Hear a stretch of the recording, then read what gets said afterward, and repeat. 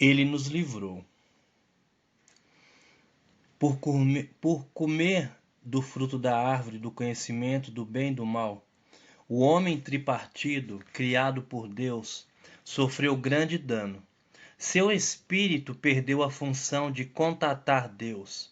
Sua alma, em especial a mente, voltou-se para si mesma, centralizando suas próprias opiniões e, por fim, por meio do corpo, o homem encheu o mundo de violência e atos abomináveis. Por causa dessa situação, o Espírito de Deus não podia mais agir no homem, e Deus abandonou a raça criada, a raça adâmica, usando o dilúvio.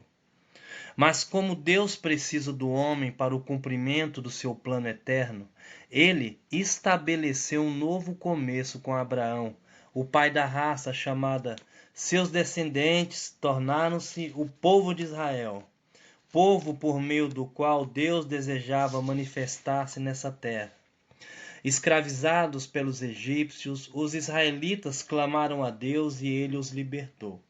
Conduzindo-os pelo deserto, levou-os ao monte Sinai, onde revelou seu desejo, ter um povo de propriedade peculiar que fosse um reino de sacerdotes. Êxodo capítulo 19, versículos 5 e versículo 6.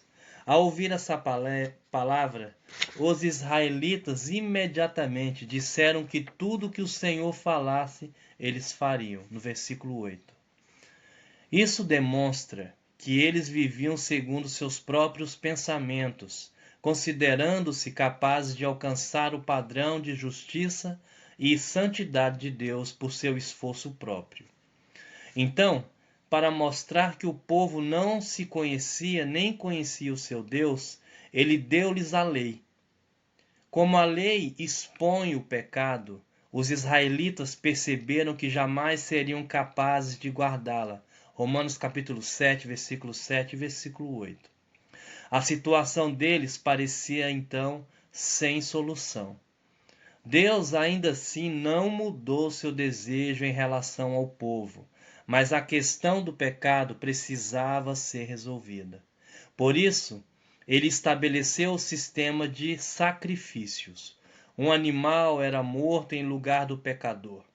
Isso somente resolvia parte do problema, porque o homem continuava pecando, pois a natureza pecaminosa continuava ativa e a sua constituição natural não era mudada. O homem continuava sendo meramente um homem muito abaixo do padrão da justiça de Deus e sendo incapaz de alcançá-lo. Assim, Deus estabeleceu um plano segundo o qual ele se tornou homem, tornou-se carne para habitar entre os homens e reconciliá-los consigo. Em Hebreus capítulo 2, versículo 14, nós lemos: Visto, pois, que os filhos têm participação comum de carne e sangue, destes também ele igualmente participou para que por sua morte destruísse aquele que tem o poder da morte, a saber, o diabo. Filhos referem-se à humanidade e carne e sangue, a nossa natureza caída, pecaminosa. Por causa do pecado, todos nós estávamos destinados à morte, pois o salário do pecado é a morte. Romanos capítulo 6, versículo 23. Para nos resgatar do pecado e da morte, o Senhor assumiu a forma humana. Era necessário que Jesus derramasse seu sangue, pois Deus estabeleceu que sem derramamento de sangue não haveria remissão. Hebreus capítulo 9, versículo 22. Com sua morte, o Senhor Jesus recebeu o salário do pecado em lugar de toda a humanidade. A morte que precisaríamos sofrer por causa do nosso pecado, ele sofreu em nosso lugar. Desse modo, Satanás não pode mais fazer exigência alguma sobre nós. O Senhor Jesus é o nosso substituto na cruz. Hoje, precisamos tão somente unir-nos a ele pela fé, tornando-nos assim participantes de sua morte. Satanás, que tem o poder da morte, está derrotado em nós, pois já morremos com Cristo. Uma vez mortos, Satanás não pode mais escravizar-nos pelo pavor da morte. Hebreus capítulo 2, versículo 15. O homem tem carne e sangue, o que em certo sentido refere-se à sua natureza pecaminosa, ao seu ser caído e rebelde contra Deus, que está sob a sua condenação. Como então Hebreus capítulo 2, versículo 14 afirma que o Senhor se tornou participante de carne e sangue. Isso significa que ele tinha pecado? Precisamos de outros versículos da Bíblia para entender claramente essa questão. Nos seus últimos dias de vida, o Senhor esteve em Jerusalém.